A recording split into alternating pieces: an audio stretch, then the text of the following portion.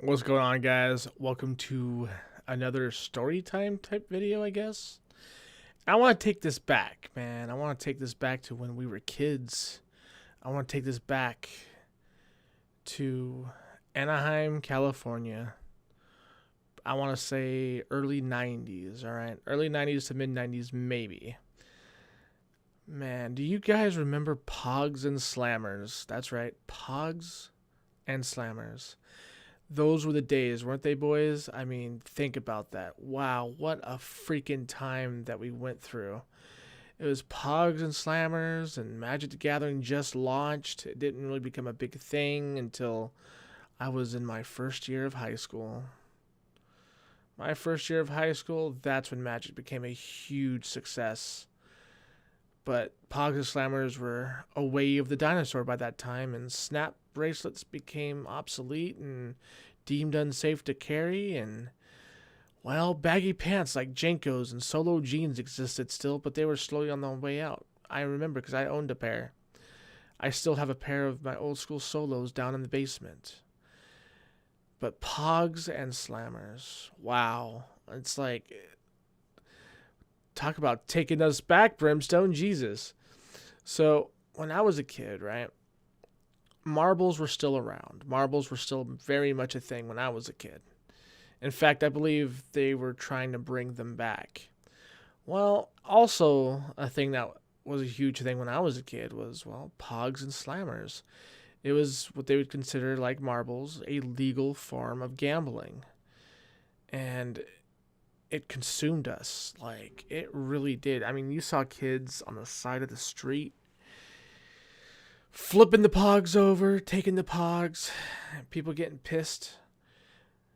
You know, people got their shit stolen a few times. I remember when I was a kid, I had friends that always had my back, so I never had anything really stolen from me. But I do remember seeing a bunch of other kids getting into fights over these things. I mean, little cardboard circles with images and the plastic slammers. Remember the Big Daddies? Remember when we used to call them the Big Daddies or the Super Slam? And the only way, and there was like, we would make up rules so that way people wouldn't fucking try to kind of do the tipsies. Remember tipsies where you had to flip the pog over on that last hit, and if you didn't get it, it immediately went back to the owner. Remember that? Ah, man, the days. Pogs and Slammers. And they tried to bring it back too. I thought that was funny. Back when, what was it, 2003, 2004? Oh no, it was later than that. I'm sorry. It was like 2005. They were trying their best to bring it back. And I just thought it was so funny. Like, I thought it was really, really funny. Sorry guys, I'm a little tired. But I'm not gonna chop this out. Yeah, I was working at KB at the time, and I was a manager, and I remember getting the free samples in, right? The free samples came in, and I opened it up, and I was like, oh my god, these are Slammers and Pogs. What the actual F? No freaking way. And I remember the accessories to Slammers and Pogs. You guys remember that? It always seems like as soon as something, becomes a trend or something that gets really popular, like they have to build accessories. I remember businesses in that area of Anaheim literally opened up on the very premise of selling Pogs and Slammers and Magic the Gathering cards. And I'm just like, whoa, dude, like that's insane. And I remember Pogs and Slammers would be randomly distributed through packages. You either bought them by the packages of like 5 Pogs and 1 Slammer for $3.99, if you guys remember, right? Or you could buy the individual packages for like 50 cents, and it was like 4 and no Slammer. I thought that I thought that was cool back in the day. I think we all did. That was such a great time to be alive, right? That was such a great time to meet new people, regardless if you guys were playing for keeps or just for funds, And I kind of miss those days, to tell you the truth, because that was about the only times that kids would want to go outside. At this time, gaming kind of took a foothold on us, if I wasn't outside playing, Slammers and Pogs, and I was pretty much inside playing my Nintendo or the old Commodore. If you guys remember those things. I mean, it was a long time ago, but I still remember like it was yesterday because we lived in these apartments in Anaheim, and had a courtyard. And I mean, technically it was in Fullerton because Anaheim. I mean, it was up by Knott's Berry Farm.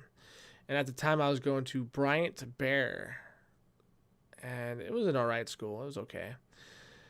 But I remember walking to school every day with my friends, and we'd play Slammers and Pogs, and we'd get into these big old fights about what we deemed as deplorable and dishonorable, and I mean, my friends at the time even made a lot of money on the side painting damaged Pogs for people for like $10 a slammer. I said Pogs, didn't I? Painting slammers, damaged slammers for people. And they made $10 a slammer, and they would paint them all the time, and they got me into it. And we used their parents' or their mom's fingernail polish, right? And people loved it. I mean, you saw these damaged slammers. They were, worn out. And they went through hell, you know what I mean? Like, they've been through hell. There were some that were chipped, so we used like little bits of epoxy to patch it from model kits. Like, this was the jam back in the day. I'm just thinking about it, you guys, and I'm just like, wow, man, like, what a time. Anyways, Slammers and Pogs, guys, what do you remember when you were kids? Like, were you guys around for the Slammers and Pogs? Were you there for the epicness of what they would call the Super Slam, where you had to actually stand up?